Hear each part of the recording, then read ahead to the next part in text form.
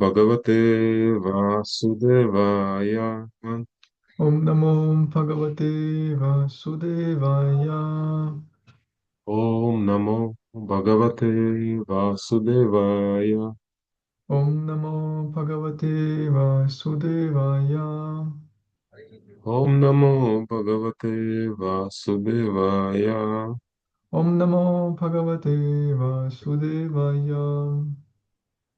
Narayanam Namaskrityam Naram Chaiva Narottamam Devim Saraswatim Vyasam Tato Jayamudiraye.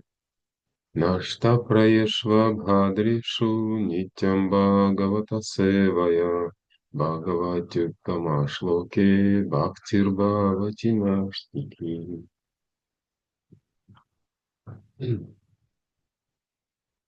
Харе Кришна, дорогие преданные, мы читаем шестую песню, 17 главу и второй, третий стих повторить не сказали, Hare а Krishna потом еще თვითმფრინავი должны. სრულებო. დღეს დავიკითხავთ შრიმად ბჰაგავატამის მეექვსე სიმღერის მე-17 თავის მეორე მესამე ლექსს გავიმეორებთ. Вот, и еще даже вернемся на темы конца 16 главы, და последних стихов, 60 по 64. და ასევე დავუბრუნდებით მე-17 თავის ბოლო ლექსებს, ბოლო ლექსების თემებს. Итак, я почитаю санскрит, вот, дословный перевод и литературный перевод и комментарий. Его божественной милости, Бхакти Веданты с вами, Шила Прабхупада, Ки Джай.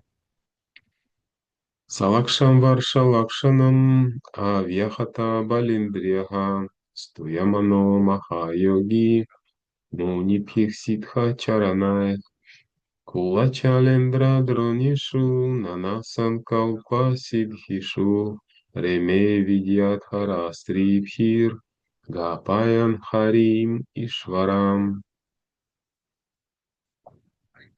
Дословный перевод. Сах, он Читракету, Лакшам 100 тысяч, Варша лет, Лакшанам по 100 тысяч, Авьяхата, неувядающий Бала Индриаха, чье могущество и сила чувств.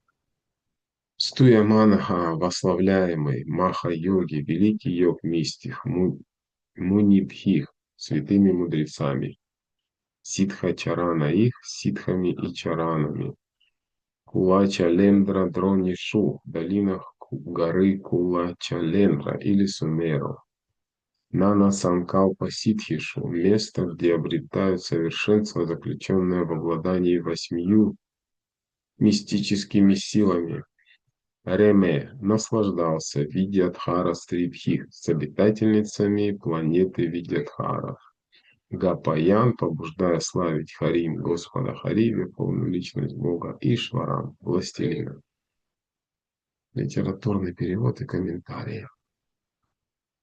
Прославляемый великими мудрецами и святыми, а также обитателями Сидхалоки и Чараналоки, Читракету, самый могущественный из йогов-мистиков, наслаждался жизнью в течение миллионов лет, не дряхлея и не утрачивая восприятия, он странствовал в долинах горы Сумеру, дарующих совершенство в различных видах мистических сил. Там он проводил время в обществе женщин с планеты Видьядхаров, воспевая вместе с ними хвалу Верховному Господу Хари. Комментарий.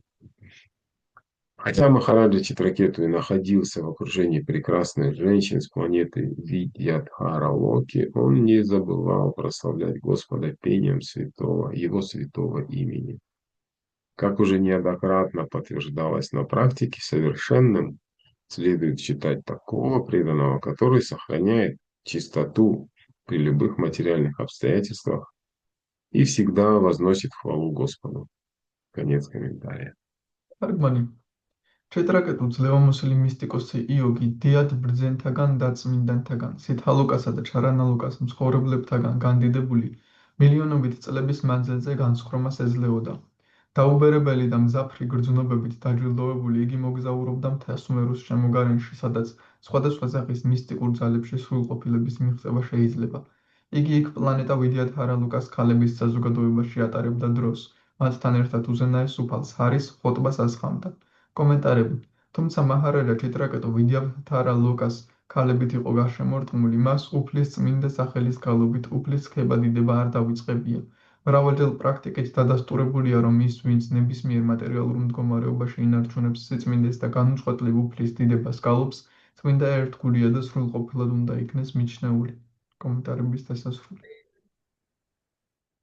Магиана Тимирандасия, Генанджана Шалакая, Чакшурун Милитам, Йена Тасмай Шри Гураве Намаха, Шри Четанья Манобиштам, Стапитам Йена Бутале, Своям Рупа Када Магьям, Дадати Сва Падантикам, Вандехам Шри Гурум, Шри Тапада Камалам, Шри Гурум Вайшнавам Шри Рупам Саграджатам Сахагана Рагунатам Витам Садживам Садвайтам Савадутам Париджана Сахитам Кришна Чайтанья Девам Шри Радха Кришна Падам Сахагана Валита Шри Вишакха Витам He Krishna Karuna Sindho Dinabandho Jagatpate Gopisha Gopika Kanta Radha Kanta Namostute Tapta Kanchana Gaurangi Radhe Vrindavaneshwari Vrishabhanu Sute Devi Pranamami Hari Priye Vanchakalpatarubhyascha Kripa Sindhubhya Evacha Patitanam Pavanebhyo Vaishnavebhyo Namo Namaha Jai Shri Krishna Chaitanya Prabhu Nityananda Shri Advaita Gadadhara Shri Vasadi Gaura Bhakta Vrinda Hare Krishna Krishna Krishna Hare Hare Hare Rama Rama Rama Hare Hare Namo Vishnu Padaya Krishna Prishnaya Bhutale Shrimate Bhaktivedanta Swami Nitinamine Namaste Saraswati Devi Gauravani Pracharine Nirvishesha Shunyavadi Pashtятья Deshatarine.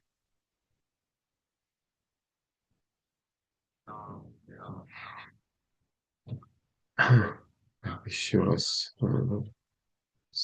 перевод стиха прочитаю. Прославляемый великими мудрецами и святыми, а также обитателями Сидхалоки и Чараналоки, Читракету, самый могущественный из йогов-мистиков, наслаждался жизнью в течение миллионов лет. Не дряхлея, не утрачивая остроты восприятия, он странствовал в долинах горы Сумеру, дарующих совершенство различных видов мистических сил. Там он проводил время в обществе женщин с планеты Видядхара, воспевая вместе с ними хвалу Верховному Господу Хари. თარგმანი წავეკითხოთ კიდევ ერთხელ. შეტრაკატო ძლევამოსილი მისტიკოსი იოგი დიატ ბრძენთაგან და წმინდანთაგან სიდჰალოკასა და ჩარანალოკას მცხოვრებლებთაგან განდიდებული მილიონობით წლების მანძილზე განსხრომას ეძლეოდა. დაუბერებელი და მზაფრი გრძნობებით დაჯილდოვებული, იგი მოგზაურობდა მთელ სუმერუს შემოგარენში, სადაც სხვადასხვა სახის მისტიკურ ძალებში სრულყოფილების მიღწევა შეიძლება. იგი იქ პლანეტა ვიდიათჰარა ლუკას ქალების საზოგადოებაში ატარებდა დროს, მასთან ერთად უზენაეს უფალს ჰარის ხოტბას ასხამდა.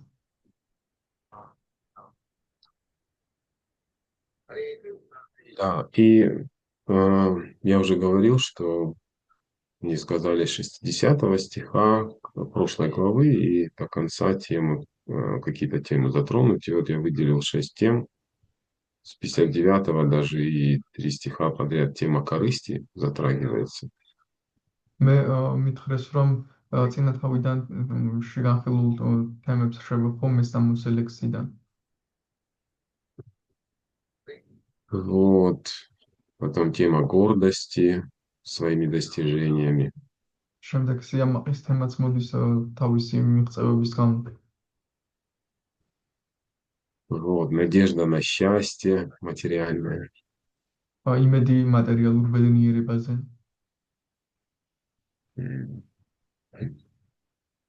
Вот. Потом философская тема единства и отличия души и Бога. შემდეგ ფილოსოფიური თემა სულის ერთიანობის და განსხვავების შესახებ. Вот. Потом еще интересная тема Даршан Господа, это еще не совершенство, оказывается. შემდეგ საინტერესო თემა უფლის დარშანი აღმოჩნდა, რომ ეს ჯერ კიდევ არ არის სრულყოფილება.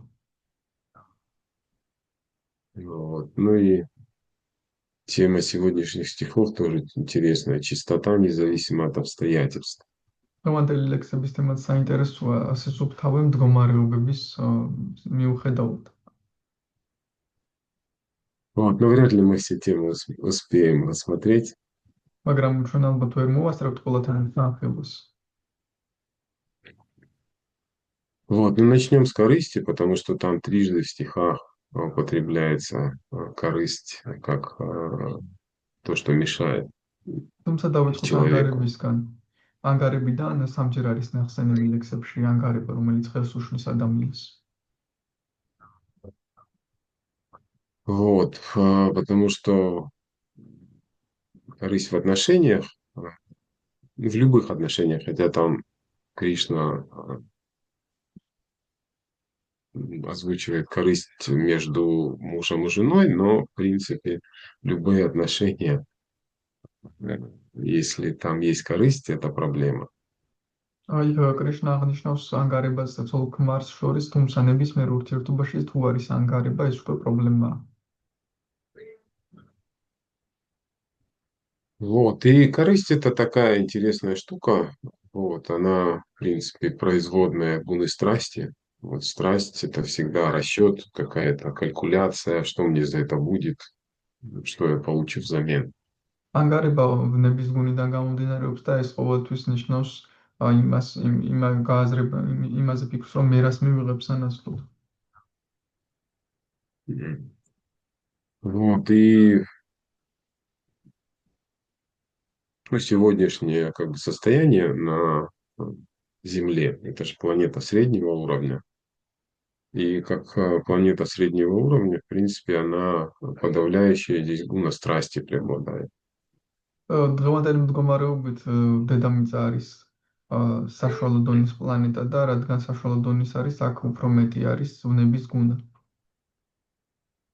Да, об этом Кришна в Бхагавад-гите говорит в 14 главе, там результат смерти в разных гунах, и как бы люди в гуне страсти остаются на планетах земного уровня. ბაგავად-გიტას მე-14 თავში საუბრობს სიკვდილის სხვადასხვა გუნებში და ნების გუნაში ვინც კვდება, ის დედამიწისეულ დონეზე რჩება. Вот, и понятно, что в Кали-югу здесь, конечно, еще много невежества тоже добавляется. თუმცა რა თქმა უნდა, კალიუგაში გასაგებია, რომ აქ ამას კიდევ ბევრი უგუნურებაც ემატება. Вот, но подавляющая все-таки гуна страсти можем видеть, как люди все время куда-то спешат, к чему-то стремятся, и признаки гуны страсти, да, как Кришна описывает, там, алчность, стремление что-то достичь чего-то. თუმცა ჩვენ ვხედავთ, რომ უმეტესობა არის ნების გუნაში ის თუ მიიღწვიან რაღაცისკენ ამ აქტიურობაში არიან. Вот, и корысть на самом деле это признак чего? Признак недостатка, то есть признак ущербности, что нам чего-то не хватает. გაანგარება სინამდვილეში არის ნიშანი უკმარისობისა. თითქოს ჩვენ რაღაც არ გვყავს, აი ამის ნიშანი. Вот, и осквернение корыстью, ну, то есть в отношениях с людьми оно всегда присутствует. Как бы мы ни старались, да, то есть что бы мы ни делали, даже самый чистый вариант, у нас все равно есть так или иначе какой-то корыстный расчет. ადამიანებთან ურთიერთობაში როგორც არ უნდა ვეცადოთ, ანგარება ყოველთვის არის. როგორც არ უნდა ვეცადოთ, რაც არ უნდა წმინდა სახის ურთიერთობა ვიღოთ, მაინც არის ანგარება. Вот, и надо, ну, понимать это хорошо и понимать, как из этой реальности корыстной, как выйти за пределы этой реальности. ეს კარგად უნდა გვესმოდეს და გვესმოდეს ასევე ამ ანგარებითი რეალობიდან როგორ გამოვიდეთ ისეთ რეალობაში, სადაც არ არის ანგარება.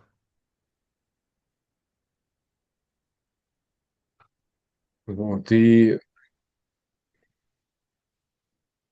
хотя интересно, что в самом начале даже Бхагава, там известный стих, который наверняка все знают, 1.2.6.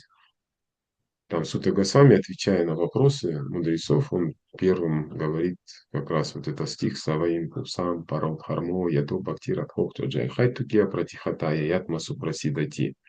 Да, что высшим занятием для всех людей является то занятие, которое может их привести к преданному служению, да, Верховной Личности Бога.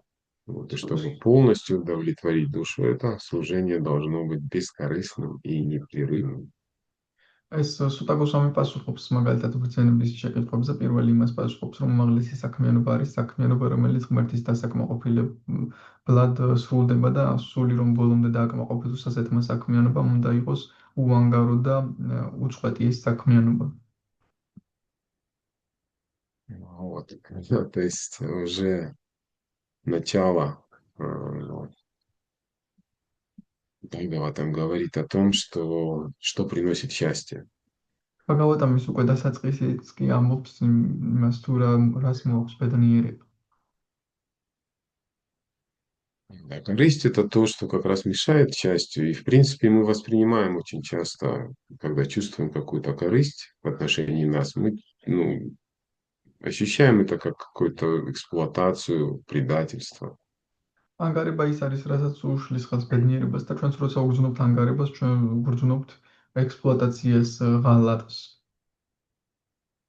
Вот. И в материальном мире это такая неизбежная вещь. И нам надо, конечно, стараться не эксплуатировать самому и не позволять другим эксплуатировать себя тоже. მატერიალურ სამყაროში ეს გარდაუვალი რამ არის და ჩვენც უნდა ვეცადოთ, რომ სხვებია ეს ექსპლუატაცია არ მოახდინოს და არც სხვებს მივცეთ უფლება, რომ ჩვენი ექსპლუატაცია მოახდინონ. Вот. И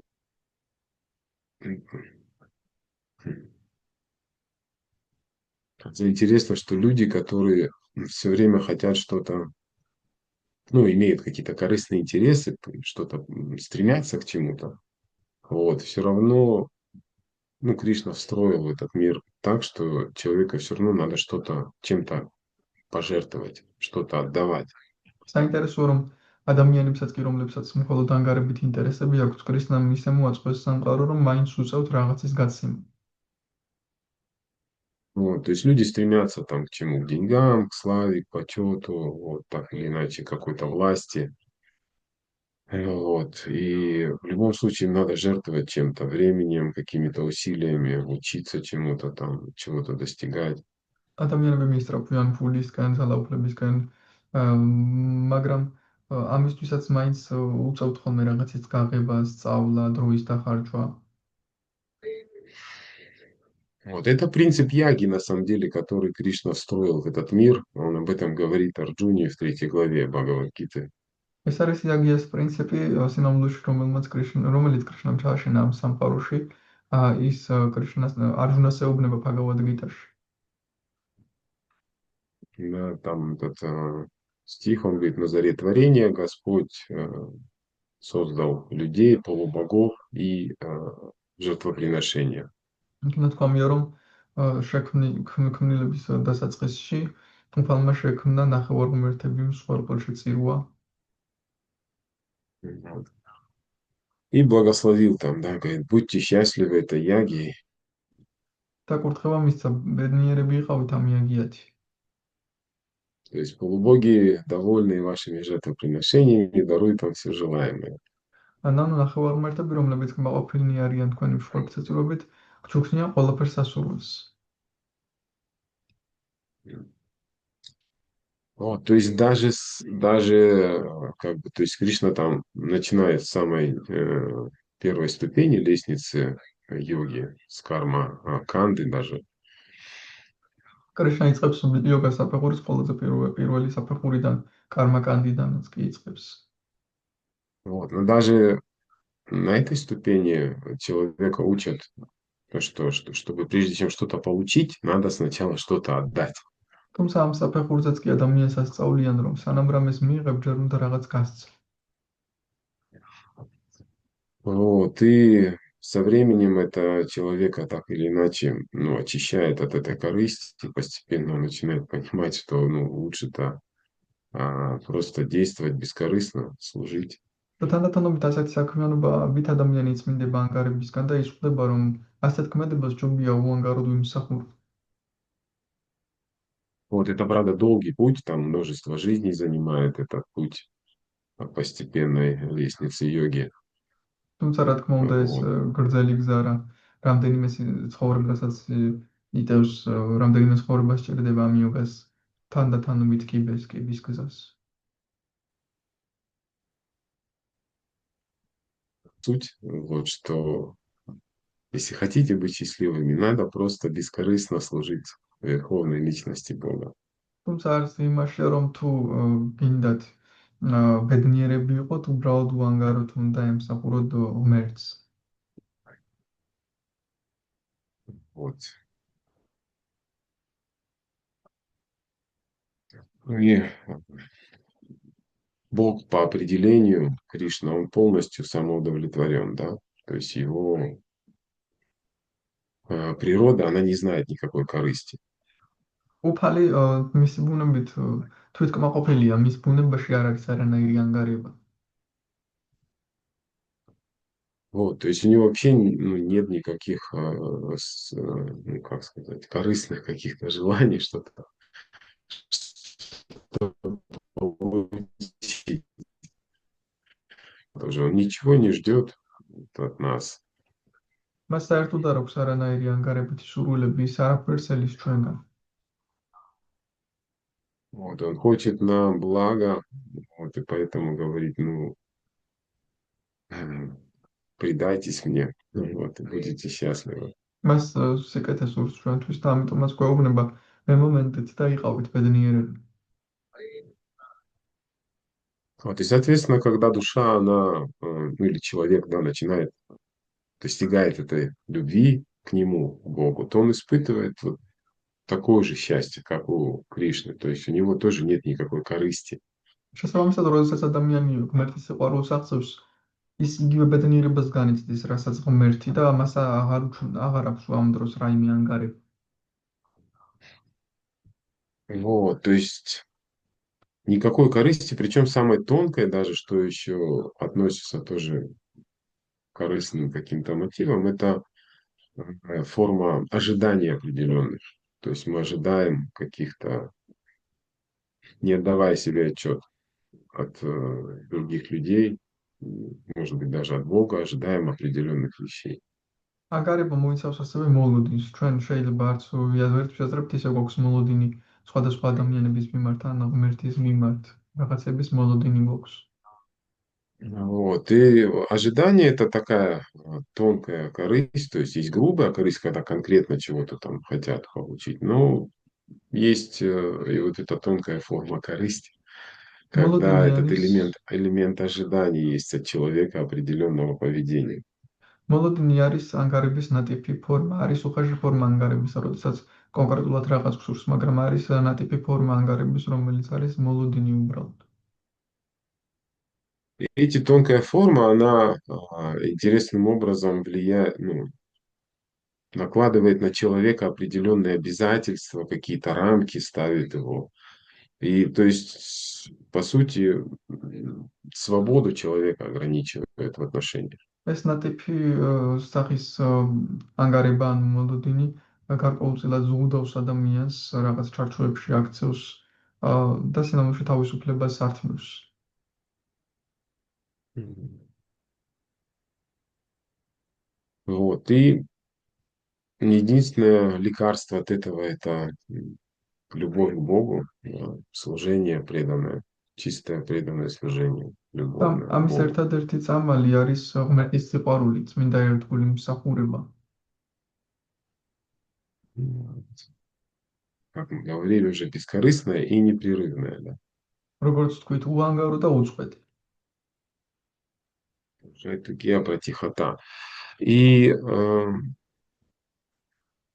это вершина, понятно, что как бы это практически ну, то, к чему мы должны стремиться. Сейчас у нас, конечно, нет этой любви. Вот. Но мы пытаемся, мы учимся.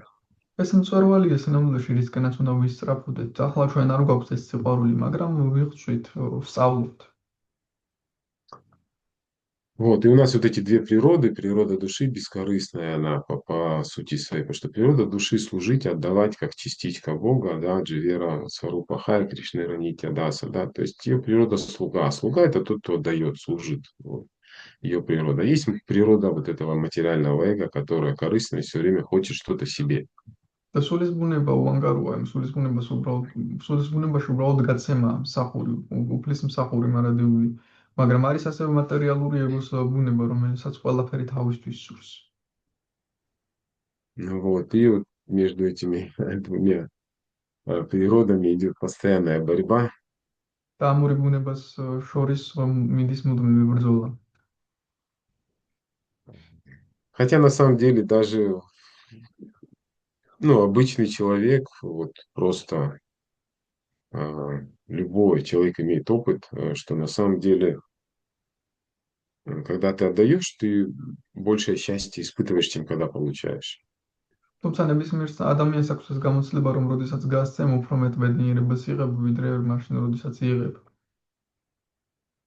Вот. Я когда-то тоже ну, давал там лекции в школах детям и приводил пример, ну, тоже бескорыстия, что когда вы дарите кому-то подарок или вам дарят подарок на день рождения, вот, ну, что приносит большее счастье? ერთხელ, როდესაც ლექციებს ვატარებდი სკოლაში ბავშვებისთვის, სანგარების შესახებ ვეუბნებოდი, რას უფრო მეტი ბედნიერება მოაქვსო თქვენთვის, როცა თქვენ ჩუქნიან საჩუქარს თუ თქვენ ჩუქნით საჩუქარს. Вот. И особенно, когда подарок делается ну, не формально, вот от души, когда ты понимаешь того человека, кому даришь, что ему нужно, и когда ты видишь, как он счастлив этим подарком, ну просто ты сам счастлив гораздо больше, чем когда тебе что-то дарят. განსაკუთრებით მაშინ, როდესაც ფორმალურად კი არ არჩევ, არამედ მართლა ფიქრობ, როგორ გაახარო ის ადამიანი, რა სჭირდება მას და რომ შეურჩევ და აჩუქებ, როგორ გაუხარდება და როგორი ბედნიერება ბირა განსაკუთრებით როცა უყურებ, შენ კიდევ უფრო ბედნიერი ხარ. Да. Вот, и, ну, в общем, еще два слова скажу по поводу вот этих, то, что прерывает ну, служение наше, вот это, какие причины являются для бескорыстного и непрерывного служения. ორ წუთს ვეთქვი ასევე, რა მიზეზები აქვს უანგაროს და უწყვეტ მსახურებას. Вот, то есть их две на самом деле, как объясняет наша ачарья, что прерывают, могут прерывать служение, вот это бескорыстное и სამში непрерывное, каким оно должно стать, две причины всего. ორი მიზეზია, რომ შეიძლება შეჩეროს ეს უანგარო და უწყვეტი მსახურება მის მქონდა. Вот, одна это когда мы ну, чувствуем какую-то угрозу, да, беспокойство какое-то, то есть какую-то опасность, да, პირველი არის, вот, როდესაც особенно რაიმე нашей жизни особенно. პირველი არის, როდესაც რაიმე საფრთხეს ვხედავთ, რაიმე საშიშროებას განსაკუთრებით ჩვენს ცხოვრებაში. Вот. И пример приводит Ачарья с Прохладой Махараджа, все знаете, да, эту историю, что ну, сколько попыток было Хирanyакашипу его убить, და но ვიცით, его преданное служение не прервалось ни на минуту, ни на секунду. და პრაჰლადა მაჰარაჯას მაგალითი მოყავს საჩარიებს ჩვენ ვისით რამდენი რა საშიშროებაში იყო, რამდენი მცდელობა ჰქონდა ჰირანიაკაშიპუს მისი მოკვლის, მაგრამ წამითაც არ შეწყვეტილა მისი ერთგული მსახურება. Вот. Ну, можно пример привести из более как бы реалий нашего времени, не такого далекого прошлого, когда во времена еще СССР преданных преследовали КГБ. შეიძლება ადრეული წარსულიდანაც მოვიყვანოთ მაგალითი, როდესაც საბჭოთა კავშირის ერთგულებს დასდევდნენ დასდევდა დასდევდნენ კეკები. И есть истории, когда преданным предлагали, ну, откажись на бумаге, что ты вот подписываешься, что бросаешь это свое сознание Кришны, а потом, ну, хочешь, как бы, тебя отпустят, ты, главное, подпишись, вот, а там хочешь, опять повторяй свое Хари Кришна. არის ისტორიული როცა ერთგულებს ეუბნებოდნენ, უბრალოდ მოაწერე ხელი რომ უარს ამბობ კრიშნას ცნობიერებაზე, უბრალოდ მოაწერე, მაგრამ მე შეგიძლია გააგრძელო ჩვეულებრივ ჰარე კრიშნას გამორება, რაც კიდე ის ქენი მთავარია, ხელი მოაწერო. Вот, а иначе тебя ждет тюрьма или психушка, то есть есть угроза жизни. ფაგვარა ჩენგელის ციხე ან საგიჟეთი, ამიტომაც არის ცხოვრების საფრთხე ამ დროს. И преданные отказывались. ერთგულები უარს ამბობდნენ. Вот. Говорят, есть история, когда один подписал, подумал, что ну я формально подпишу, а там потом буду повторять. Но потом он так и не смог повторить даже Святое Имя. არის ისტორია, რომ ერთმა იფიქრა, მოდი ხელს მოვაწერო და შემდეგ გავიმეორებ რა პრობლემაა, უბრალოდ ხელს მოვაწერო, მაგრამ შემდეგ ვეღარ შეძლო წმინდა სახელის გამეორება.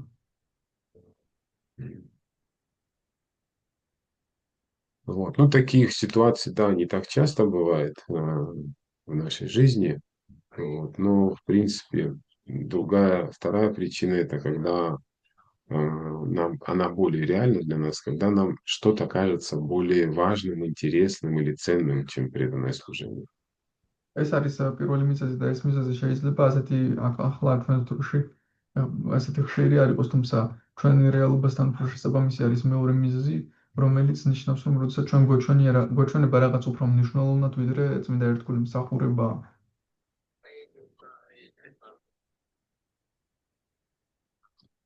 Ну, наверняка в жизни каждого можно найти примеры, когда, ну, так или иначе мы уступаем каким-то нашим привычкам, интересам, каким-то материальным, вот, и откладываем в сторону преданное служение. ალბათ თითოეული ჩვენგანის ცხოვრება შეიძლება ვიპოვოთ მაგალითები, როდესაც ჩვენს ჩვევებს მივყვებით ხოლმე და ამით უარს ვამბობთ ერთგულ მსახურებაზე.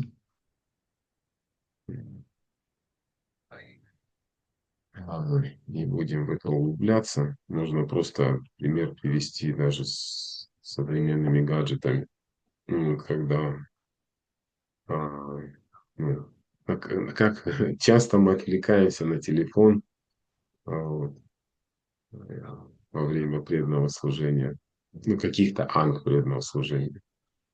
აქ არ არის ჩაღრმავებაც არც არის საჭირო, შეიძლება უბრალოდ გაჯეტების, თანამედროვე გაჯეტების მაგალითი მოვიყვანოთ, რამდენად ხშირად ვიღებთ ტელეფონს და და ერთვენი ერთგული მსახურების ანგების შესრულებისას.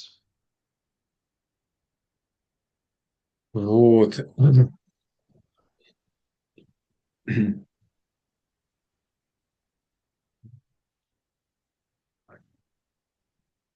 Ну вот еще тоже в стихах 61-62, 16 главы Кришна говорит о гордости, мерзким опытом, которые люди есть, которые материалисты гордятся.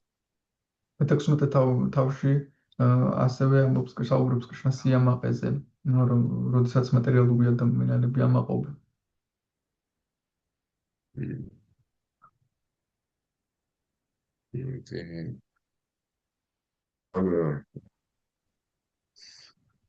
Первое качество, насколько я помню, да, Кришна говорит в Бхагавад-гите, в 16 главе, божественные демонические природы, описывая демоническую природу, первым качеством называет гордость. კრიშნა მე-16 თავში, როდესაც ღვთაებრივ და დემონურ ბუნებას ახდენს, პირველთვის სახელებს სიამაყეს. Вот он говорит, гордость, высокомерие, тщеславие, гневливость, грубость и невежество. Таковы, говорит, качества людей, обладающих демонической природой. ის ამბობს სიამაყე, აპარტავნება, უგუნურება, ესეთია დემონური თვისებები ადამიანის.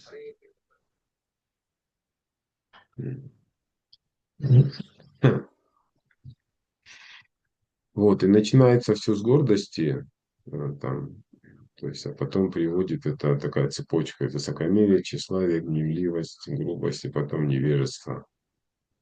ყველაფერი Агьяна. იწყება სიამაყით და შემდეგ მოდის ეს ჯაჭვი და სულ ბოლოს მოდის აქიან ანუ მეცხრება. Вот. И гордиться– это интересное тоже качество, потому что есть даже поговорка, даже нищий гордится своим грошом. სიამაყეც საინტერესო თვისებაა, ნათქვამია, რომ მათხოვარიც კი ამაყობს თავისი გროშით. Вот. А ложное эго, оно такое, что всегда найдет повод, чем гордиться. სრულყოფ ისეთია, ყოველთვის იპოვის მიზეზს, რითი ამაყობს. Как это известная история, когда один ученик Прабхупады говорил: Прабхупада, я самый падший. Он говорит: никакой ты не самый. არის ცნობილი ისტორია, როდესაც ერთი მოსწავლე პრაბჰუპადას ეუბნება და მე ყველაზე დაცემული ვარ და პრაბჰუპადამ უთხრა შენ არ ხარ არანაირი ყველაზე. Вот, то есть такое уничижение тоже обратная сторона гордости. თავის დაამცირებაც იგივე მეორე მხარეა ამ სიამაყის. Да, и Махарадж Юдхиштхира, кстати, на вопросы Якши Махабхарати, там, когда отвечал на вопрос, что такое гордость, он ответил: гордость– это считать себя героем или жертвой. მაჰარაჯა იუდჰიშთირამ Проявление როდესაც იაქშას гордости. შეკითხვებს პასუხობდა, იაქშამ ჰკითხა რა არის სიამაყე. იუდჰიშთირამ პასუხა სიამაყე არის ის, როდესაც თავს გმირად ვთვლი ან მსხვერპლად ვთვლი. Вот, и это, как там Прабхупада пишет в комментариях к этому стиху, это прямая дорога в ад. და შლა პრაბჰუპადა ამ ლექსის კომენტარებში როგორც ეს არის პირდაპირ გზა ჯოჯოხეთისკენ.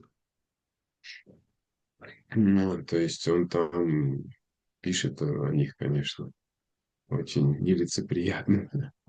Вот. რაც უნდა არის ეს ასე ამონოწერს ამის შესახებ.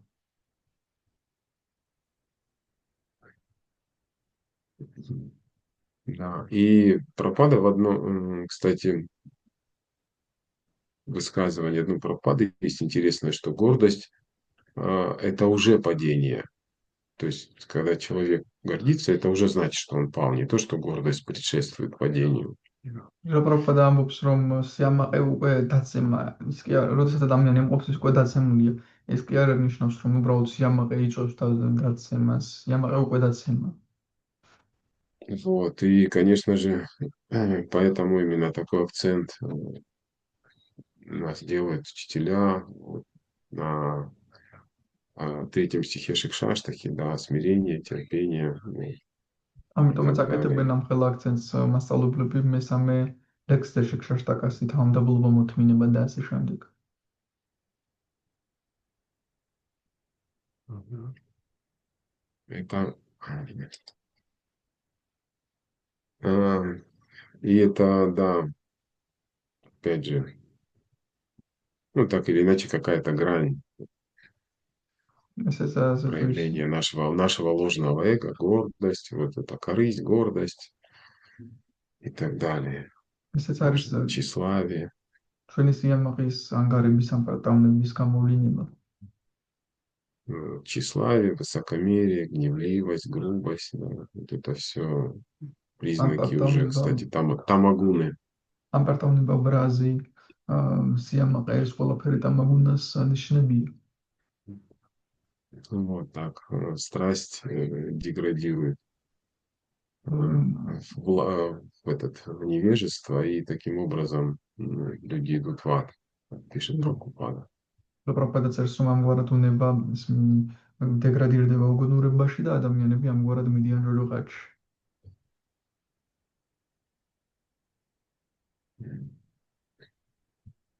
Вот, поэтому страсть тоже очень осторожно, опасно она увлекаться страстью, ну, элементами гуны страсти, поэтому там в Бхагаватам есть этот стих, где говорят, что мудрецы отвергают гуны страсти и невежества, все, что с ними связано, и предпочитают гуну благости. არის ლექსი კიდეც ბაგავატამში, როდესაც ბრძენები უარყოფენ ყველაფერს, რაც დაკავშირებულია ოვნების ან უმეცრების გუნასთან და იღებენ ყველაფერს, რაც სათქმების გუნასთან არის კავშირში.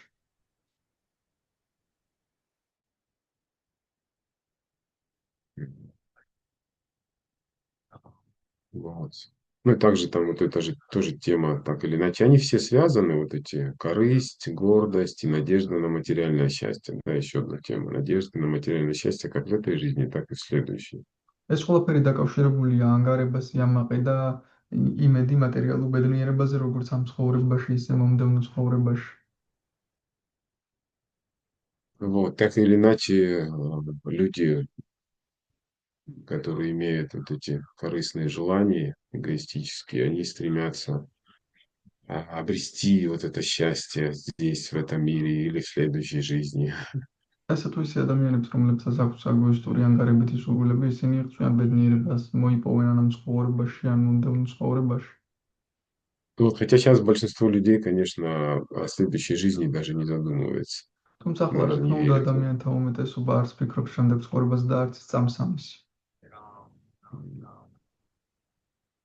Вот, и можно, ну, опять же, вспомнить Прохладу Махараджа, где он говорит, он когда дает наставление своим этим, в школе своим этим ученикам, не ученикам, а как же эти, сокурсникам, как их называют, я забыл. შეიძლება დავუსვათ პრაჰლადა მაჰარაჯას მაგალითი თავის თანაკლასელებს როგორ აძლევს დარიგებებს. Наставление, да, давал своим этим одноклассникам. Вот, наконец-то вспомнил слово. თავის Наставление давал своим одноклассникам. დარიგებებს აძლევდა თავის თანაკლასელებს. Вот, и он там интересно говорит, что материалистичный человек, считая себя очень умным, все делает ради своего мирского благополучия. ის ამბობს, რომ მატერიალისტური ადამიანი საკუთარ თავს ძალიან ჭკვიანად თulis და ყველაფერს აკეთებს თავისი პირადი კეთილდღეობისთვის. Вот. Но материальная деятельность ну, приносит лишь одни разочарования, и плоды деятельности всякий раз оказываются противоположными тому, что он пытался получить. მაგრამ მატერიალურ საქმიანობას ყოველთვის იმედგაცრუებამდე მივყავართ და ნაყოფები ამ საქმიანობის ყოველთვის საპირისპიროა იმისა, რის მიღებაც გსურდა. И он там говорит, что вся деятельность материалистов, она направлена только на ну, два желания есть: обрести счастье и избавиться от страданий. ის ამბობს, რომ მატერიალისტების მხოლოდ ორი სურვილი აქვს წელიწადში სამის საქმიანობა, რომ მოიპოვონ ბედნიერება და გათავისუფლდნენ ტანჯვისგან. Вот, и это надежда на счастье. Но он там говорит, что на самом деле человек счастлив до тех пор, пока не стремится стать счастливым. შემოში ამბობს, რომ ადამიანი ბედნიერი იქამდეა, სანამ არ მიიღწვის, რომ ბედნიერი გახდეს.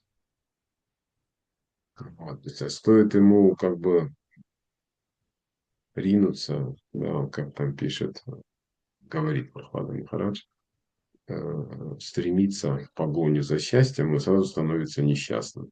პრაჰლადა მაჰარაჯა ამბობს, როგორც კი ის იწყებს ბედნიერების დევნას, მაშინვე უბედური ხდება.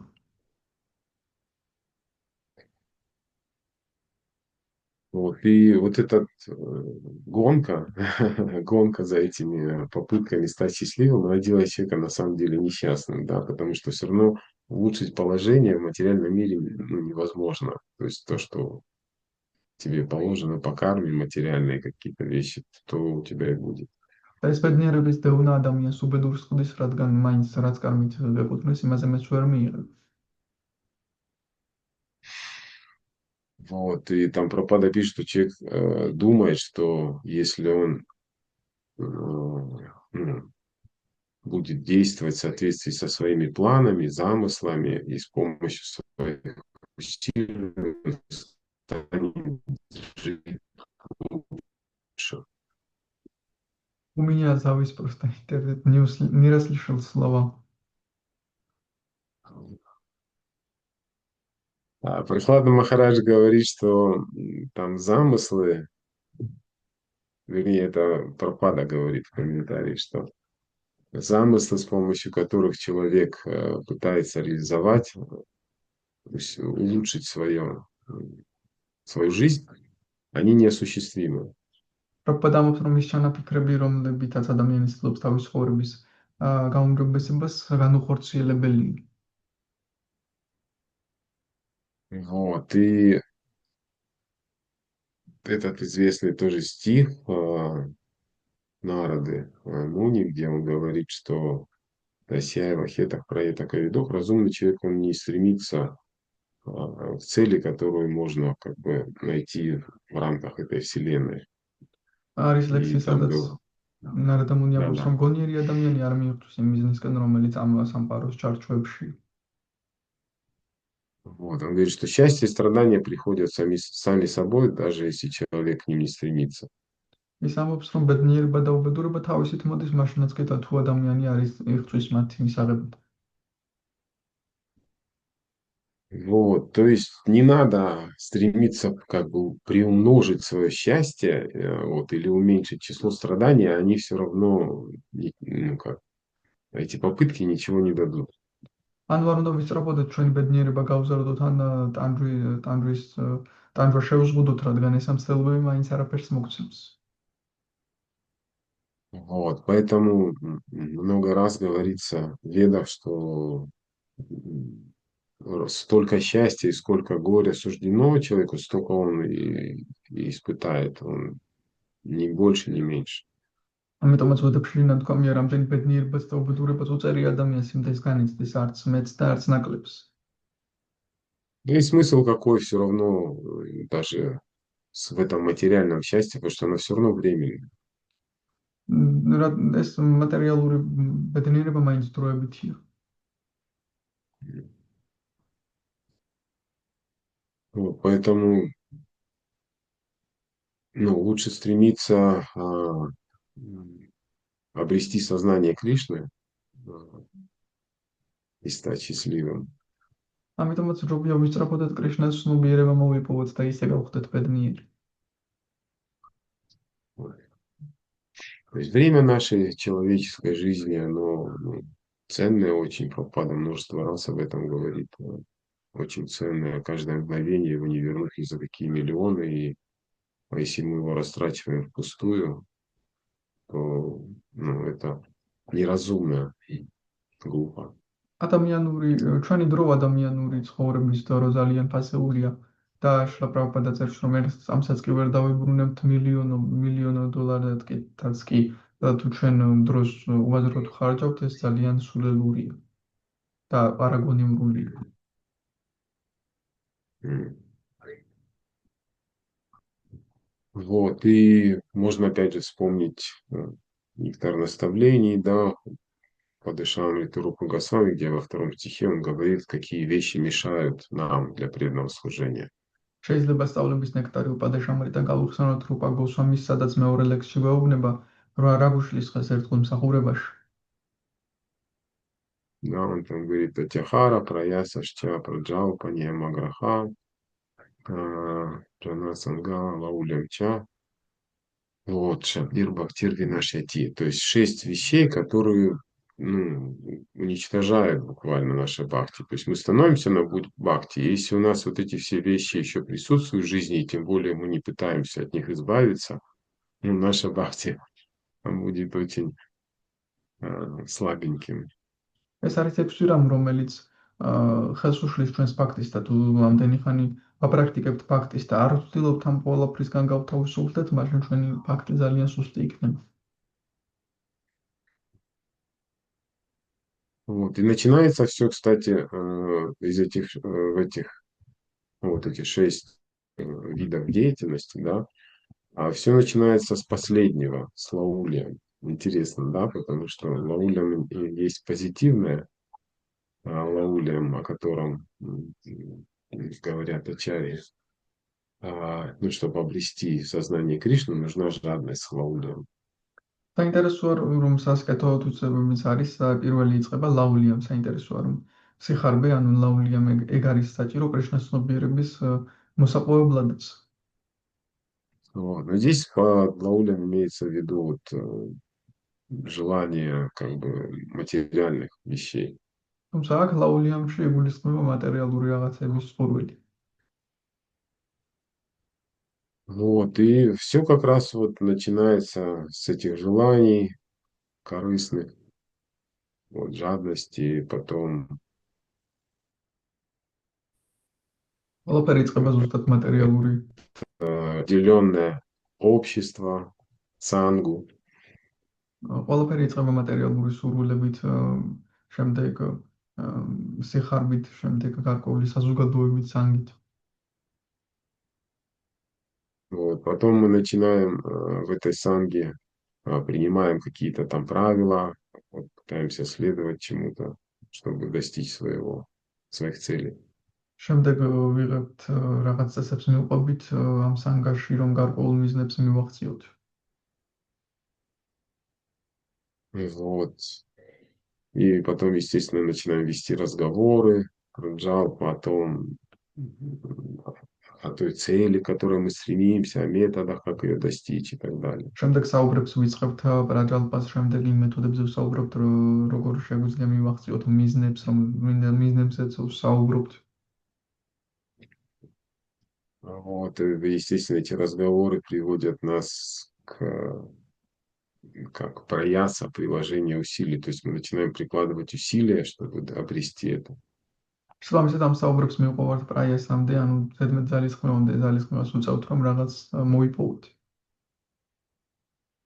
Вот, достичь этой материальной цели, которую мы думаем сделать нас счастливыми. И потом атяхара, да, нам как бы этого мало. То есть мы достигли цели, а мы все равно не удовлетворены, нам хочется еще большего. შემდეგ მოდის ატიაჰარა, ცოტა ჩვენთვის მიზანს მივახციეთ, მაგრამ უფრო მეტი გვინდა. Вот, поэтому там Прабхупада пишет, предназначение человека жить просто и мыслить возвышенно. ამიტომაც ეგ პრაბჰუპადა წერს, რომ ადამიანის ვალია, რომ უბრალოდ იცხოვროს, დანიშნულება ის არის, რომ უბრალოდ იცხოვროს და ამაღლებულად იაზრომოს. Да. И также Вишапанишат, это первая мантра, говорит, дай шавасям и дам сарвам. То იშოპანიშადის есть პირველი მანტრაც გვეუბნება იშავასიამი დამ сарвам. все в этом мире принадлежит Богу, надо брать только то, что тебе выделено, вот, не посягать на другое, то, что тебе не принадлежит. რომ ყველაფერი ღმერთს ეკუთვნის, ამ საკითხში უნდა დაკმაყოფილდე იმით, რაც გამოყოფილია შენთვის და არ უნდა ეცადო მის მიღებას, რაც არ არის შენთვის გამოყოფილი. Магридха кася свитханам, там говорится, то есть Магридха, по сути, ну, не жадничай, ну, იქ რა довольствуйся тем, что есть. ანუ ნუ იხარბე, დაკმაყოფილდი იმით, რაც გაქვს. Вот, тена диактена бунджи-2, наслаждайся, да, наслаждайся отречением на самом деле. რა თქმა ასევე დაატკბი განდეგილობით. Вот. Один из возможных переводов, то наслаждайся, ну, ограничениями, потому что человеческая жизнь там, тоже Прабхупада пишет, она должна быть простой. Вот. ერთ-ერთი И თარგმანი ამისი არის, რომ შეზღუდვებით დაატკბი, რადგან ადამიანის ცხოვრება უბრალოდ უნდა იყოს. вот, и какие-то ограничения, как Господь Ишапхадева тоже говорит, что человеческая жизнь предназначена для аскеза. И на самом деле аскезами или ограничениями человек может наслаждаться. Поэтому там тоже контекст такой имеет этот стих, что ты на тяхтена бунджи-2 наслаждайся вот этими ограничениями, которые ты в своей жизни вот, вносишь. შაბადევა Не ჩვენ жадничай. ადამიანური ცხოვრება, ასკეზები, ადამიანის ცხოვრების დანიშნულება ასკეზებია და ჩვენ ასკეზებსაც შეიძლება დატკბოს ადამიანი, ამიტომ ამ ლექსის თარგმნის ერთ-ერთი საშუალება არის, რომ დატკბი შეზღუდვებით, დატკბი ასკეზებით, ნუ იხარბე.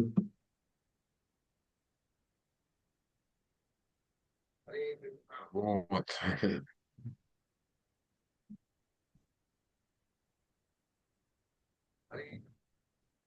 Ну и еще в 63-м тексте прошлой главы, да, 16-й, там Господь говорит о том, что надо научиться видеть качественное единство и как они соотносятся между собой, Господь и живое существо. ასევე 63 ლექსში ნათქვამია, რომ დავეცადოთ დავინახოთ ხარისხობრივი ერთიანობა და როგორ უკავშირდება ერთმანეთს სუფალი და ცოცხალი არსები. Вот. То есть это, ну, вот это наша философия, одновременно единственное различие Бога и его энергии, а мы к энергии Бога относимся к шахте.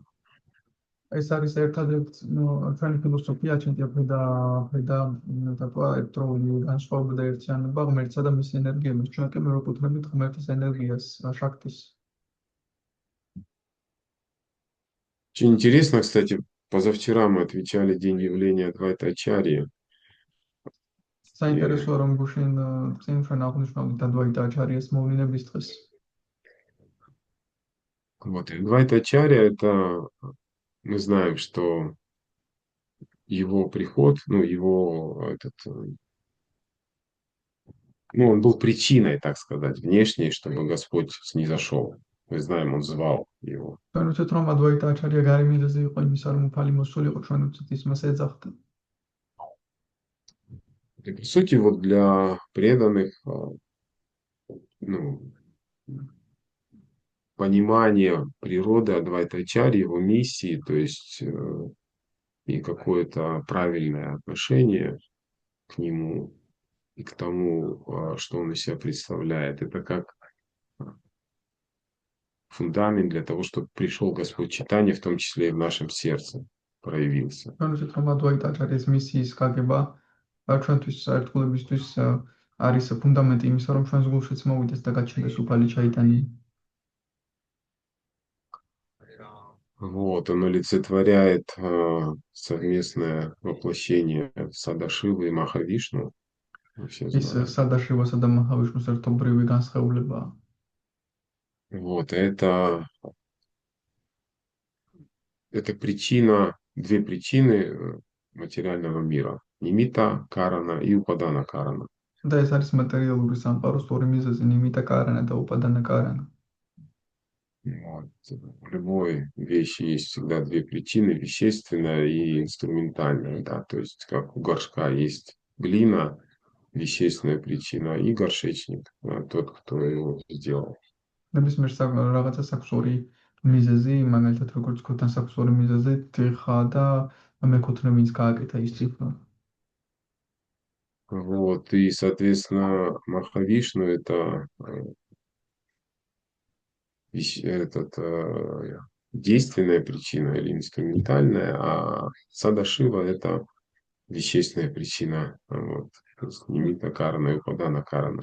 შესაბამისად ვიშნუ არის მოქმედი მიზეზი და შივა არის вещественная, как сказать, русская. Вещественная причина, да, это Садашива. Сагнобриви. Сагнобриви. Как сказать на грузинском, да? Да, и это да, совместная инкарнация, то есть вот, Нимита Карана это Махавишну, вот, а Упадана Карана материальная причина. То есть они вместе воплотились в одной личности. ისინი ერთ პიროვნებაში გამოვლიდნენ ერთად. Вот, и правильное понимание, да, явления Адвайта-ачарьи, оно предшествует же нисхождению Господа Чайтаньи, вот, в том числе помогает понять его миссию, вот, и причину его явления тоже. სწორი გააზრება ადვაიტა აჩარიას მოგხმარება გავიგოთ ასევე უფალი ჩაიტანიას მიზეზი მოვლენების და მისი გამოვლენა. Да, и вот поклонение Адвайта-ачарьи, оно, в принципе, означает, что мы должны понимать природу материального мира и правильное отношение к этому миру, понимание замысла этого мира. ადვაიტა აჩარიას თაყვანისცემა გულისხმობს, რომ ჩვენ უნდა გვესმოდეს ამ სამყაროს სწორი გააზრება გვქონდეს ამ ჩანაფიქრი ამ სამყაროსი. Да, и Адвайта значит недвойственный, то есть это не отличие, да, если в нашей философии единство. Нет, ну да, бхеда, то есть это вот единство, да, между там Вишнавского Рождества пишет, что Адвайта значит, что у него нет а он не отличен от самого Господа. ადვოიტა კი გულისხმობს ერთიანობას, ანუ არაგანსხვავებას ჩვენ ფილოსოფიაში. აა, ეს ნიშნავს იმას, რომ ის არ არის თავად უფლისგან განსხვავებული.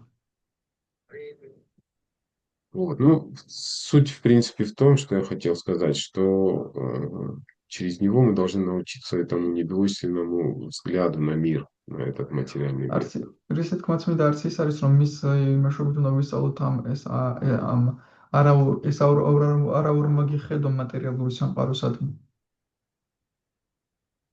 Вот. Да, потому что, ну, двойственность или два это как раз то, что, ну, с чем мы рождаемся в этом мире, об этом Кришна говорит тоже в Бхагавад-гите. Не знаю, как там этот стих был. რადგან ორმაგობა არის ის, Ичха, რითიც ვიბადებით ამ სამყაროში, კრიშნაც ამბობს ამის შესახებ ბაგავად-გიტაში. Ичхадвеша Самудхина, Двандва Мохина Бхарата. То есть, являясь на этот свет, живое существо сразу оказывается во власти двойственности. როცა ამ სამყაროში ევლინება ცოცხალი ერთობა მაშინვე ორმაგობის გავლენის ქვეშ ექცევა.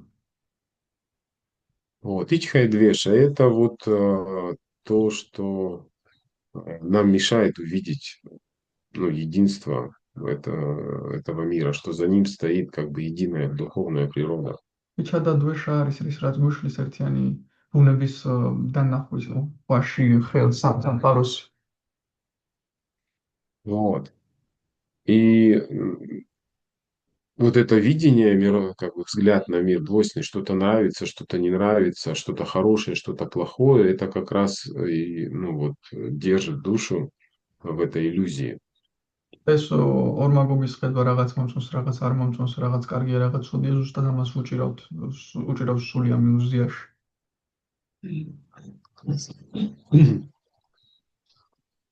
Вот, и, ну, то есть, какие-то вещи в этом мире нам не нравятся, да, и там в комментарии, кстати, Прабхупада говорит к этому стиху в Бхагавад-гите, он говорит, что желание и ненависть, ичха и двеша, на самом деле желание стать Богом и ненависть к тому, кто уже это место, ну, к Богу, который уже, в принципе, это место занял. სურვილი და სურვილი და სეზონული არის სურვილი ისმის რომ ღმერთი გავხდეთ და სეზონული იმის პიროვნებისადმი ვისაც უკავია უკვე ეს ადგილი, ანუ ვინც უკვე ღმერთია. То есть интересно, Прабхупада говорит, что это корень всей той, как бы, нашей кажущейся невинной склонности что-то, ну, к чему-то хорошо относиться, а к чему-то плохо относиться. Вот корень этого всего идет вот оттуда. პრაბჰუპადა წერს, რომ ფესვი იმის ჩვენი მიდრეკილების რომ რაღაცის კარგი დამოკიდებულება ვქონდეს რაღაცადმი ცუდი, ამის ფესვი იქიდან მოდის, აქედან მოდის. Вот. Даже кажущиеся совсем невинные вещи, они на самом деле тоже ну, демонстрируют, что мы в двойственности находимся. Допустим, там, мы любим, не знаю, нам нравится клубника, и нам не нравится там, не знаю, вишня или черешня. და Что-то ძალიან нравится, что-то не нравится. და უბრალოდ რაღაცეებიც კი ამტკიცებს, რომ ჩვენ ორმაგობაში ვართ, მაგალითად მოგწონს მაგალითად მარწყვი და არ მოგწონს ბალი. Вот это два, это вот эта двойственность. И часто мы в этом мире рождаемся вот и с пониманием многообразия этого мира, что в нем много всего, хорошего, плохого, различные как бы эти градации этого хорошего, плохого. ჩვენ ვიბადებით ამ ორმაგობაში, სადაც არის კარგი, ცუდი, სხვადასხვა გრადაციები ამ კარგისა და ცუდისა. Вот, и приходя в сознание Кришны, мы очень часто преданные, ну, как бы и переносят этот ну, такой вот взгляд на многообразие, на духовную как бы реальность, что там же тоже многообразие духовное, в принципе, как Прабхупада говорит. და ხშირად ერთგულებს როცა მოდიან კრიშნას ნობიერებაში, აქაც გადმოაქვთ ეს ხედვა ორმაგობის ხედვა სულიერ მრავალფეროვნებაზე, იქაც ხომ არის მრავალფეროვნება, როგორც პრაბჰუპადა ამბობს. Вот, но если мы, как сказать, не реализуем сначала природу единства всего сущего, вот, то мы переносим просто, ну, это такие сентименты будут, мы будем переносить материальные представления наши на духовную реальность, на игры Кришны, там, в მაგრამ духовном мире, во Вриндаване. თუ ერთიან ბუნებას არ დავინახოთ, მაშინ მატერიალურ წარმოდგენებს გადავიტანთ კრიშნას გართობებზე, ვრინდავანზე და სულიერ რეალობაზე. Вот. Ну и в Бхагавадгите, да, Кришна говорит Брахма Бута про Санатмана Шочити Наканшати, да, Самах Сарвешу Бутышу, Мадбхактим Лабате Парам. То есть начать преданное служение можно с уровня только достижения Брахма Буты. Ну, то есть, когда человек реализовал ну, какое-то уже понимание, что единство, духовное единство всего сущего. ბაგავატ-გიტაში ამბობს, რომ ზუსტად ადამიანის სულიერი განვითარება იწყება იმით, როდესაც მან რეალიზება მოახდინა ბრაჰმა-ბუტასი, ანუ სულიერი ერთიანობის.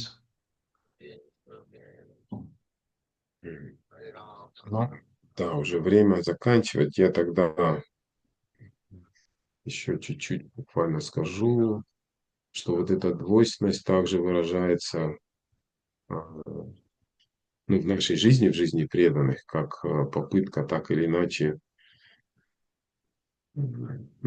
Вроде бы мы хотим и Кришне, и в то же время здесь как бы хотим нормально устроиться. ეს ორ მაგობა ჩვენს ცხოვრებაში, ერთგულების ცხოვრებაში ხა მოიხატება იმაში, რომ თან კრიშნასთანაც გვინდა, თანახაც გვინდა კარგად მოვიწყოთ. Вот. И вот это тоже такая двойка. Или на самом деле это лицемерие, потому что, как в Библии говорится, нельзя служить двум господам, а мы вот пытаемся как бы так или иначе, ну, вроде бы и бхакти заниматься, и в то же время как-то здесь тоже неплохо устроиться. ეს ნამდვილად ეს არის ზუსტად ეს დოვაიდა და ეს ნამდვილად ეს არის თვალთმაქცობა, როგორც ბიბლიაში ენათქვამი. ვერ ემსახურები ერთ წროულად ორ ბატონს, ან თან კრიშნას მსახურებას გვინდა, თანახაც გვინდა კარგად მოვეწყოთ. Вот, и по сути вот Адвайта Чарья, он вот учит нас искренности, цельности, вот, да, что понимание того, что что я, есть Бог, что я так или иначе должен к Нему прийти, чтобы восстановить эту утраченную цельность. და დვაიტა ნაჩარია გვასწავლის ამ ერთიანობის არს, რომ ვარ მე და ვარ ღმერთი და ეს ერთიანობა უნდა აღვადგინო მასთან. Вот, и поэтому, кстати, в Бхагавадгите, в 4 главе, 34 стих, все обычно знают, но вот следующий стих, кто помнит, о чем он там. ბაგავატ-გიტას 4:34 ყველა მიცის, მაგრამ შემდეგი ლექსი ვინ იცის? რაზე? 34 стих. Все знают, да, чтобы познать истину, обратись к духовному учителю, Тадвитхи, Пранипатана и так далее. Но следующий стих, он говорит, что, ну, получив это знание, ты осознаешь, да, что все живые существа, они мои частицы, они все во мне пребывают. То есть никогда не входишь в иллюзию, так Кришна говорит. 4:14 ყველა მიცის, რომ სულიერ მოძღვარს მიედეო, მაგრამ შემდეგი ლექსში რაც ამბობს კრიშნა, ამბობს, რომ ყველა ცოცხალი არსება ჩემი ნაწილაკია, ყველა ცოცხალი არსება ჩემშია. Так, надо уже заканчивать, да? Ну, в общем, в принципе, если подвести итог тому, что я говорил, там о корысти, вот, о гордости, о надежде на счастье, и о попытке стать цельным, вот, в принципе, вот это последнее, мысль наша направить всю нашу энергию к одной цели, вот, не к двум, к одной цели. И вот это поможет нам ну, как-то избавляться от тех нежелательных вещей, корысти, гордости, რომ შევაჯამოთ, надежды на счастье. რომ იმისათვის რომ გავთავისუფლდეთ ანგარებისგან, სიამაყისგან, ბედნიერების იმედებისგან და მოვიპოვოთ ბედნიერება, ჩვენი ჭკუა უნდა ერთ რამეზე ვკონცენტრირდეთ და არა ორ სხვადასხვა რამეზე. Вот, Хари Кришна, преданный, наверное, на этом остановимся. ჰარე კრიშნა, ერთგულება ამაზე შევჩერდებით.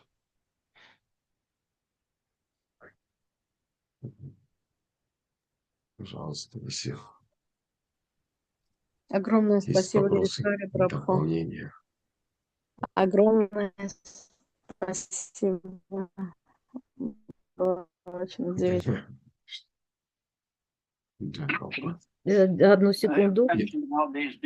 It was mentioned about the devotees in Russia, how they went to prison because they wouldn't give up their, they wouldn't sign. But one devotee did sign that he promised not to chant. And, he was expecting that when he got out, when they freed him, he could carry on chanting. So why was it that he couldn't chant when he actually got out, when he was freed? Махарадж благодарит вас за лекцию и попросил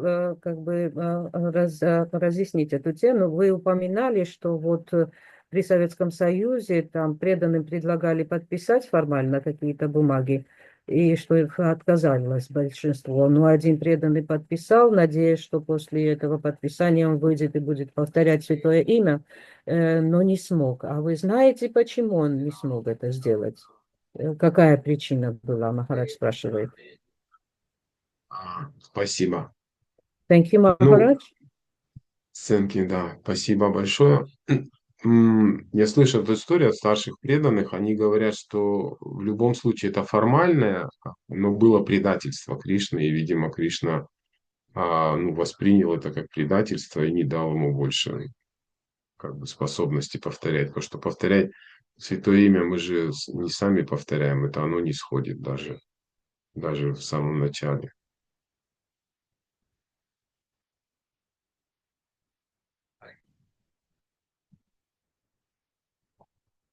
Это милость святого имени.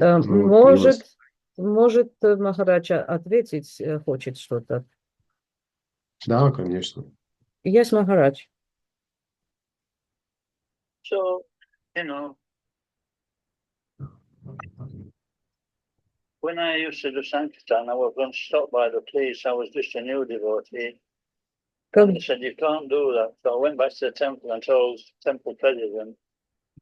And I thought that'd be it, and he said, no, just go out again. So they said, come again, just tell them that, okay, I'll stop, and then go and do it somewhere else. And, the next day, I could chant my rounds okay. Я когда занимался преданным распространением книг, когда был только пришел в общество, однажды при распространении книг меня остановил полицейский и сказал, что я не имею права это делать. И что мне было делать? Я пошел обратно в храм, там сказал старшим преданным, что случилось, и они меня наставили не обращать на это внимания, все равно выходить на Санкиртану и в другое место просто идти. И на следующий день я прочел хорошо свои круги и вышел опять на Санкиртану. Yes, Maharaj, and then? So my point is, if we're dealing with people who are demoniac, then we have to be as tricky as they are. Но здесь, в принципе, Махарадж хотел указать на то, что если нам приходится с демоническими личностями общаться, мы тоже можем использовать их трюки. And then we can look after our body, keep it fit, for practicing Krishna consciousness and teaching. И потом просто можем заниматься своим делом, практиковать сознание Кришны и проповедовать, невзирая на это.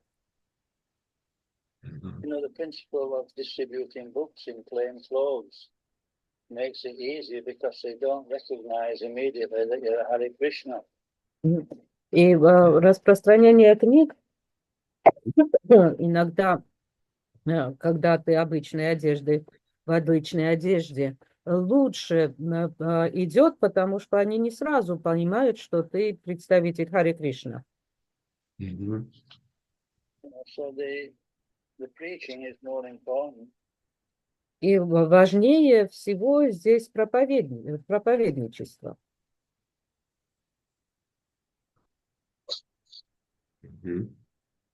Yes, Все, да? that's it, Maharaj. Все, ага, спасибо. Yeah, I can say more about the passage. Да, можно еще больше на эту тему говорить, но Да, спасибо. Так вот еще рука у Вишну Шакти Прабху есть. Пожалуйста. Вишну Шакти Прабху, у вас рука. Харе Кришна, дорогие преданные, примите мои поклоны. Спасибо, пожалуйста, за лекцию. Уже примите мои благодарности. Да. Я хочу спросить насчет корысти. Вы вот упомянули, что лекарство от корысти – это преданное служение. Тут, во-первых, два вопроса. Со стороны кого? Со стороны эксплуатирующего, со стороны эксплуатируемого должно быть преданное служение. И как оно помогает? Взяли это разобрать. Потому что я как бы... Современные люди, например, они женятся, выходят замуж для того, чтобы служили им, а не самому служить своему партнеру в семье. И это становится причиной развала семьи. И часто как бы, этим делом спекулируют, говорят, ты меня не любишь, потому что ты мне не служишь. Не становишься таким, как я хочу. Вот этот вопрос. Можно немножко уточнить? В двух словах. Спасибо.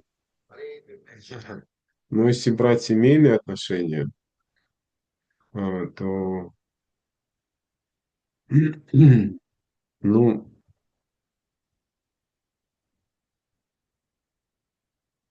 и да, в материальном мире там, да, там так. У преданных, к сожалению, тоже бывает так, но по идее не должно быть. Как однажды сказал Ратханат Махарадж, в сознании Кришны разводов не бывает, а если есть разводы, значит нет сознания Кришны. Вот, и тут что можно сказать? Ну, это проявление, опять же, той же корысти, эгоизма, ожиданий каких-то определенных. Когда мы думаем, что ну, другой человек, вступая с ним в отношения, да, заключая брак, он меня сделает счастливым. Вот, что мне чего-то... Это опять же из чувства неполноценности все происходит. Ну, от того, что мне чего-то не хватает, кого-то не хватает. И когда из такого чувства вступает в отношения, да, там неизбежно будут такие проблемы. Поэтому надо сначала, как бы понять, что у меня уже все есть, что надо. Я как бы все, что надо, у нас есть. Я уже полон, в принципе, мне ничего не надо, я могу только должен как бы хотеть что-то дать. И когда есть такая наполненность, вот тогда отношения складываются, когда каждый хочет что-то дать, как-то послужить, исполнять свои обязанности в семье, ну и не только в семье, в принципе. Вот, когда акцент делается на обязанностях, а не на правах. Сейчас в современном мире права везде, там права ребенка, права там меньшинств каких-то, там еще чего-то. Да нет, просто акцент надо делать на своих обязанностях. И неважно, как другой выполняет свои обязанности или нет, я должен выполнять свои.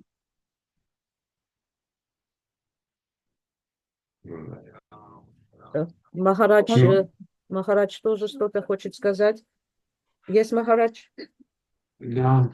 Say I don't understand what the point he's trying to make. Махарадж говорит, я не совсем понимаю, что вы хотите этим сказать. Какой вопрос поднять таким образом? Есть Махарадж? Это Вишну Шакти Прабху имеется в виду, да? Какой вопрос? Что он You хотел mean Vishnu обозначить? Shakti Prabhu? Yes, well, what Vishnu Shakti Prabhu wanted to emphasize. Спасибо. Maharaj, Я хочу... my microphone is off, so I cannot hear if you are saying something. Yes, it doesn't seem related to the point, and it seems vague. So if you could make it clearer what he is actually saying. Махарадж говорит, что кажется, что это не совсем связано с тем, что мы сегодня обсуждали, и немножко размыто. Можете ли как бы более объяснить, что вы имели в виду? Более конкретизировать вопрос, да? Да. Да, конечно, конечно. Yes, Maharaj, you will do that now. Sorry. Люди эксплуатируют друг друга, то лекарством от этого является преданное служение.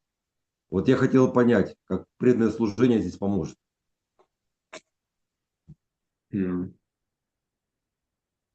Преданное служение, да, если... Ну, по сути, это, да, единственное лекарство, потому что оно отвечает нашей природе. Природа души – это слуга. Я говорю, Дживира Сварупа Ахая, Кришна Нитья Дас. Вот, то есть действие по своей природе, вот, оно помогает нам избавиться от желания эксплуатации. Вот. Понятно, что это не быстро и не сразу, как бы лекарство действует. То есть нужно время, определенные усилия, какая-то регулярность, стабильность. Вот, и желание от него избавиться, от эксплуатации, от склонности к эксплуатации. Ну, то есть это работа над собой, поэтому преданное служение – это, да, единственное лекарство. Но нужно время, чтобы оно подействовало. Ну, вот как-то так. Спасибо. Хари Кришна. Да, Хари Кришна. Да, нужно... Это ответ на то, что я задал вопрос, или просто другой вопрос? Махарадж вопрос задал. Махарадж спросил, насколько я понял, как бы про вопрос Вишну Шакти Прабху, что как бы его конкретизировать. Да, вот он его конкретизировал. That's how I understand. Maharaj Giridhari Prabhu says, have you posed the question? Because as he understood, you wanted to a specific description what Vishnu Shakti Prabhu meant, and that's to that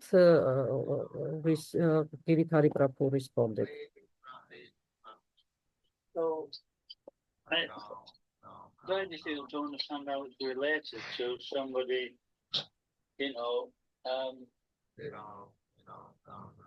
somebody who's actually doing something to carry on his devotional service, and give himself a better opportunity to preach. I don't, this is what this devotee who refused to, who said he'd actually not chant, but he intended to chant. So, obviously, it's a better situation if he's actually free to carry on preaching. That's the point. Махарадж, значит, старался нам сказать, что в преданном служении, даже вот если у преданного есть желание повторять, и он не делал, но во всяком случае ситуация так оборачивается, что у него появляются лучшие обстоятельства, чтобы проповедовать, если я правильно поняла. Если не поняла, может, поправите меня. Не знаю. We don't fully understand what they were signing. If that's all he was signing, then it's okay. For him to actually tell a lie and carry on preaching. That's increasing devotional service because he's speaking to demons. If that's all, but if there was more to it, by signing, it was more involved, then that's a different thing. Да, это опять к тому вопросу, когда подписать. Это к тому вопросу. Да, и если эта подпись была просто формальной и ничего кроме этого не подразумевало, тогда у преданных есть такое уполномочивание, чтобы они, когда общаются с демонами, использовали их методы, но дальше продолжали преданное служение. Я понял. Ну, если Нет, возвращаться к этой теме, просто Парджани Махарадж был в психушке, его закрыли за сознание Кришны. К нему пришли двое преданных, первых преданных вот тогда, и сказали, что давай ты подпишешь, что ну, формально тебя выпустят и все. Вот. Но он отказался. Вот. Что-что? Можно, да, я один вещь добавлю, Гиритари Прабhu. Но он Да, еще не за... конечно. Аре Ну, Кришна, только добавьте, да. просто я что услышал от Махараджа, да, он говорил, что если такой подпись, да, дает преданному возможность больше вовлечь себя в преданном служении, это дозволено. Да, я понял, да. Но, к сожалению, я не знаю почему, но большинство преданных отказывалось. Вот, и из-за этого попадали вот в тюрьмы, но там тоже проповедь была. Не знаю, они, по крайней мере, не жалели о том, что отказывались пойти на согласие с властями.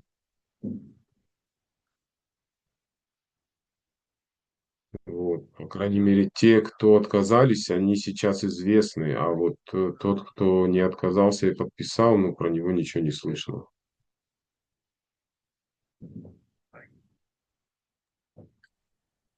Можно также насчет этого, Харе Кришна. Да, Матаджарада. Иногда бывает... Секундочку, Махарадж еще говорит что-то. Sorry, Махарадж, я извиняюсь, так получается.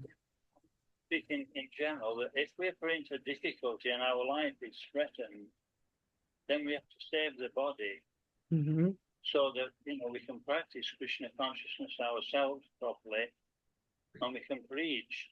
Now, if we go to prison, our lives in danger, it's very difficult to practice. All glories to the devotees who went to prison.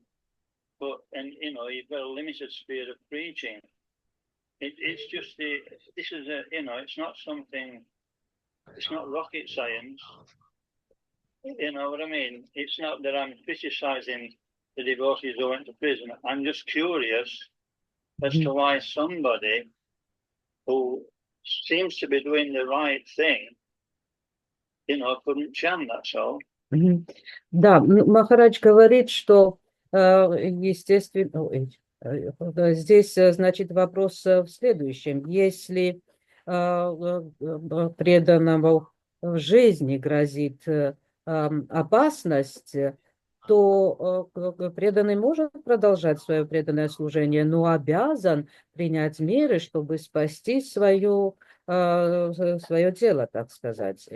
И вот Махарадж не то, что как бы критикует кого-то, но он немножко не понимает, почему так происходило, потому что пойдя в тюрьму, там идет сильное ограничение для преданного служения и даже для проповедей. И он просто восхищается теми людьми, которые прошли через этот опыт и все равно и проповедовали, и практиковали, но Махарадж как раз не может понять, почему вот такой выбор был сделан, когда была возможность просто уйти от этого и продолжить свою деятельность.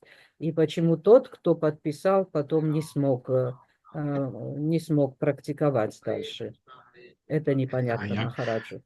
Ну, я думаю, что тогда, может быть, лучше спросить у непосредственных участников тех событий, например, Паджани Махарадж. Вот.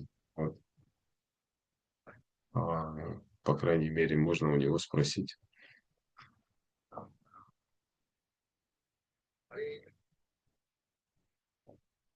Вот. И так, Матаджара Дабава еще что-то хотела добавить. Да нет, He should нет. be Pardon. able to actually, he should be the one who should be answering the question. Ну, Махарадж говорит, когда вы подняли этот вопрос, упомянули его во время лекции, вы тоже должны быть готовы на него ответить. Да, ну, мое понимание такое, что Again, we have a lot of devotees listening to us, Да, and if they get преданность, the wrong idea about how they should act in that situation, it's not good. И да, преданность мы Кришне надо проверялась. учитывать, извините, пожалуйста, надо учитывать, что Махарадж говорит, что многие преданные присутствуют и слушают эту лекцию, и если они окажутся в подобной ситуации, то они зададутся вопросом, как им нужно поступить, и мы должны давать им как бы пример. Вот в таком ключе он объяснил. Мгм. Is Ну, я that так it? понимаю, что, да, я так понимаю, что они, When it speaks to Parajanya Prabhu, and so we can get more detail on what actually happened, that would be good. Да, и если вы поговорите с Парджани Прабху и на эту тему, и больше деталей будете иметь для ответа, то это будет лучше, Махарадж говорит. ну, короткий ответ мой простой был, опять же, я считаю, что это, я понимаю эти ситуации так, что преданность Кришне проверялась в такой ситуации, насколько человек предан Кришне. Вот. И те, кто оставались преданными ему, они вот, остались. А те, кто подумали, что можно как-то сыграть, чтобы не проходить испытания, вот, ну, они не остались. Я вот так понимаю. Можно я чуть-чуть Можно, да. добавлю? Но мы, говорит, не знаем, в чем был тест. Извините, Махарадж опять говорит. What were the authorities expecting from the devotees? Что, Верность. значит, правительство ожидало от преданных в этом случае? Или авторитетные личности? Правительство, естественно, ожидало, чтобы они им подчинились. Вот, а они не подчинились.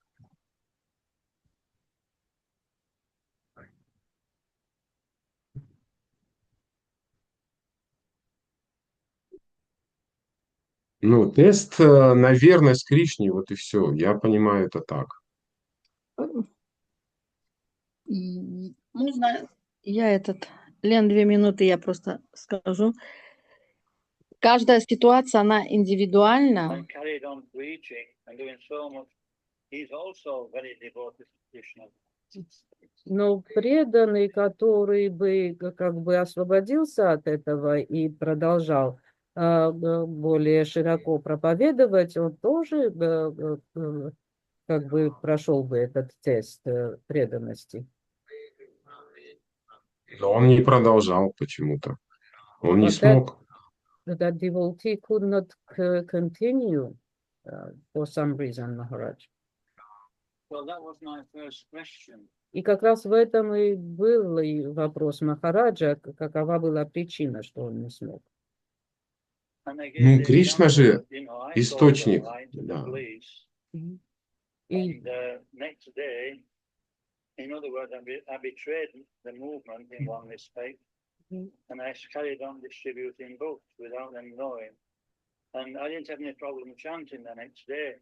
да, и вот Махарадж говорит, что я и свой пример привел, потому что вот у меня это было с полицией, и я в какой-то степени как бы подвел движение своей реакцией.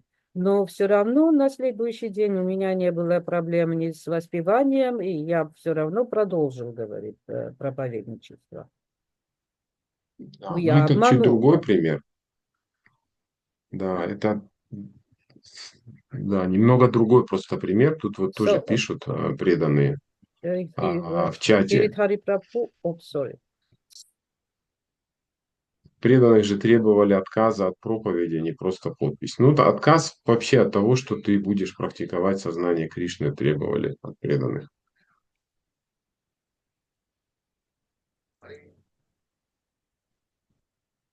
И это совсем другая как бы вещь, чем та история, в которую Махарадж попал. То есть от него не требовали отказаться от сознания Кришны. Махарадж имеет в виду, что иногда мы можем проявлять разум, чтобы проповедовать. Это другое, да, он думает, что нужно понимать и в соответствующих ситуациях так вести себя, чтобы суметь продолжать свое служение. А в те периоды была другая ситуация. И вот Госвами Махарадж свой пример рассказывал, когда его на допрос привели, у него блестящее будущее, все, и ему сказали, что давай сотрудничай с нами, и у тебя все будет. Вообще не бойся, никто не узнает все. И в какой-то момент, когда, говорит, я отказался, что я не буду сотрудничать, я знал, что меня ожидает, крах и все, и тюрьма, и все. Но вдруг такая сила пришла, такая уверенность, говорит, вообще непонятно, откуда все. И они отпустили меня, и потом как бы он смог уехать, все. Дайананда с вами правильно говорит, для того, чтобы сейчас наши санкиртанщики и будущие проповедники, они применяли разум в каких-то ситуациях. А тот период немножко другое было, когда проверялась, преданность людей, и плюс каждая ситуация все равно индивидуальна. Мало ли у этой личности как было, с какими мотивами, что это было, и какой лично он должен был урок извлечь, и что хотел Кришна потом для других как бы показать. Это не то, что вот все они подписались и все не смогли. Так что это, я думаю, вот так. Нет, ну да, я согласен с вами. Но я же говорю, что там, наоборот, Да, все да, как да, раз да. таки не отказались, а только, может быть, один случай такой был. Я, по крайней мере, где-то краем уха слышал. Да, я слышала Но, про эту историю. да, то есть это единичный случай был, а как раз большинство преданных, они не предали сознание Кришны, и поэтому они остались. Да, так я согласен, что индивидуально все. Можно я добавлю Да, пожалуйста. сказанному? У меня просто сосед сидел с этими преданными в тюрьме, но не как преданный, а как нехороший, какой-то Не, закон нарушил, в общем, понятно, понятно. не преданный. И он сказал, что там происходили удивительные вещи просто. То есть у Кришны свои замыслы, и без его воли ничего не может произойти. И, наверное, надо было им туда попасть, чтобы попроповедовать этим заключенным, потому что очень многие изменили потом свою жизнь. Может, там кто-то сидит пожизненно, надо его освободить. Понимаете, в смысле духовно. Ну да. Дать сознание Кришны. И вот, во-первых, Кришна их там защищал. Очень много историй он мне рассказал, просто я сейчас не вмещусь в вашу эту самую. Ну да, там много историй действительно рассказывали преданные. Нет, да, преданный, а это сам заключенный рассказывал. У них совсем другое вот видение, не видение, а по-другому они это все увидели.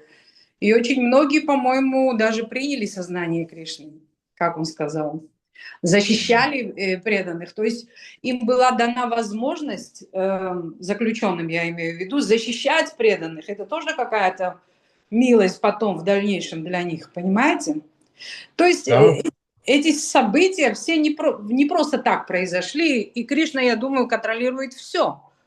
Не нужно. Наверное, должны были они пойти туда, и должны были должно было это все произойти, чтобы кто-то от этого получил какое-то благо, так сказать.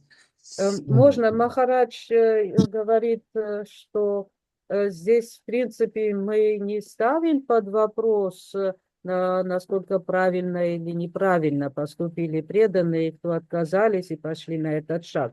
Просто Махарадж, исходя из того, что нас слушают начинающие преданные, то мы должны, прежде чем поднимем какой-то вопрос и озвучим что-то, учитывать этот фактор тоже и быть готовыми ответить, почему это произошло и как это произошло, иметь больше, как бы,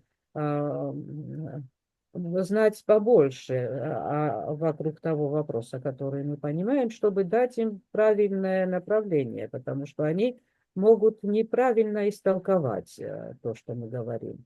Вот это имел в виду Махарадж. Да, сейчас вот преданные добавили, по-моему, максимально как бы больше информации по этому вопросу дали, чтобы преданные Devotees не запутались.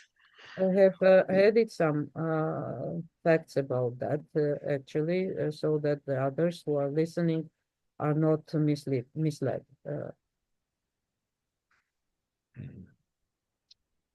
Хорошо, Окей, тогда, Махарадж? наверное, окей.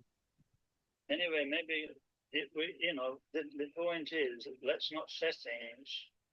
Anyway, leave it at that. Окей. Хорошо, ну здесь оставим этот вопрос. Окей. Грантарат Шримад Бхагаватам ки джай, Шила Прабхупада ки джай, Jai. Гаура Премананда. Вся слава собравшимся. Харе Кришна. Гиридхари Харе Прабху Кришна. ки джай. Шила Гурудев ки джай, Шила Прабхупада ки джай. Всем хорошего дня в сознании Харе Кришны. Харе Харе Кришна. Кришна. Харе Спасибо Кришна. большое. Гиридхари The Прабху. statement was made in the